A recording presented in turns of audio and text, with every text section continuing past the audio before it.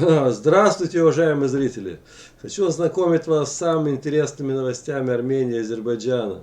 Вчера я на своем канале выпустил ролик, где российский эксперт Александров предложил нанести ракетный удар по Азербайджану. Вот этот ролик. Сегодня есть продолжение по этой теме. Еще один российский полковник Жилин сделал заявление. У жителей Карабаха хотят отнять жизненное пространство путем физического уничтожения. Вот этот пожилой мужчина в очках. Сейчас ознакомлю, что здесь пишут. Это конкретно уже армянское издание «Новости Армении». Уже и я стал путать эти названия. Извиняюсь, в том ролике назвал Карабах Нагорным, потому что все путается. Очень много информации. Все люди знают, что Карабах это и есть Карабах. Видите, а в армянской прессе пишут слово Нагорный. Так что в том ролике я допустил ошибку. И вот что заявил этот полковник Жилин. Так, руководитель Центра изучения, в общем, он какой-то известный там в России деятель. Он прокомментировал последствия очередного обострения в Карабахе. По его словам, проблема Карабаха даже не в территории, а в спасении проживающих так людей.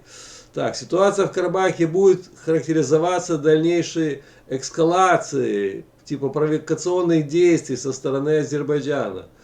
Баку Анкаре выгодно обострить обстановку до критического уровня, поскольку и перевес военного потенциала на их стороне. Суть провокации будет состоять в том, чтобы столкнуть армян с русскими миротворцами. Я не понимаю, как там можно армян столкнуть с русскими миротворцами. Так, как отметил полковник, важно, что уже происходит моральное, а где-то физическое унижение русских солдат. И они становятся заложниками ситуации. Там, во-первых, не русские солдаты, там вот ЧВК уже. Там, которые подчиняются Волкову и Варданяну, их там никак не унизишь. Это необходимо срочно исправлять, он говорит. Солдат-миротворец и провокаторы должны знать, что за ними стоят все вооруженные силы РФ, включая ядерное оружие. Кстати, полковник уже начал угрожать Азербайджану ядерным оружием. Когда его пальцем никто не тронет. Если ядерным оружием угрожают, то конечно. Так, по словам этого эксперта, Турция руками Баку создает невыносимые условия жизни местного населения, перекрытием транспортных маршрутов, энергетических магистралей. До резни и начала физического устранения армянского населения один шаг. И вот он что пишет, делать армянам надо. Что надо делать Армении? Искать союзников. Необходимо сближаться с Ираном и играть на противоречии Ирана и Турции. КСИР может реально оказать военную помощь. Руководство Карабаха в лице Варданяна может вообще запросить у Тегерана ввод ограниченного контингента войск, что сильно охладит пыл, как он говорит, распаявшихся азербайджанцев. Но он явно за армян, конечно. Ну и, конечно, Еревану ничего не остается, как сблизиться с Вашингтоном после договоренности с Нэнси Пелоси.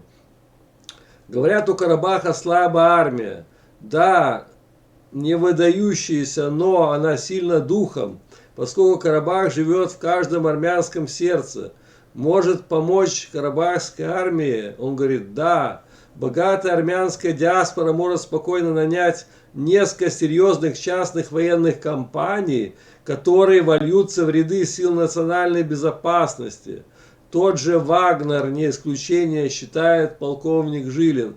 Представляете, уже полковник Жилин заговорил, что там надо создать частную военную компанию, даже несколько. Там у них есть уже одна компания Волков-Варданян. Он говорит, там еще надо компаний много создать. Ну, ЧВК, типа, там 1960, еще несколько таких, чтобы, как бы сказать, усилить оборону.